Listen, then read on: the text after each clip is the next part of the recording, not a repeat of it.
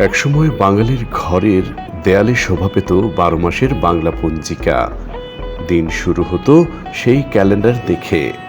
আজকে তারিখ, তিথি বা শুভক্ষণ জানার জন্য এটি ছিল অন্যতম নির্ভরযোগ্য মাধ্যম। কিন্তু সময়ের পরিবর্তন ও প্রযুক্তির অগ্রগতিতে কাগজের পঞ্জিকা এখন অনেকটাই হারিয়ে গেছে দৈনন্দিন জীবন থেকে।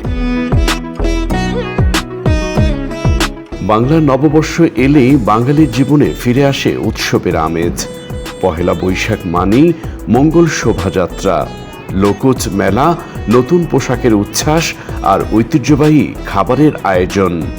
এই দিনে বাঙালি যেন নতুন করে নিজের সংস্কৃতির সঙ্গে যুক্ত হয়।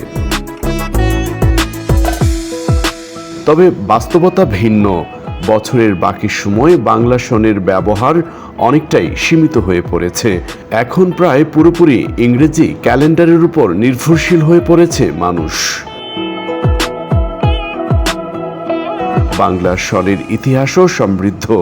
মোগল সম্রাট আকবরের সময় রাজস্ব ব্যবস্থার সুবিধার্থে তারিখ ই ইলাহি চালু হয়, যা পরবর্তীতে বাংলা ক্যালেন্ডারের ভিত্তি হিসেবে গড়ে ওঠে। একসময় নববর্ষের আগে পঞ্জিকা বিক্রিতে ছিল উৎসবের আমেজ। ঢাকার বাংলা বাজার সহ বিভিন্ন স্থানে এখন আর সেই চিত্র নেই বললেই চলে।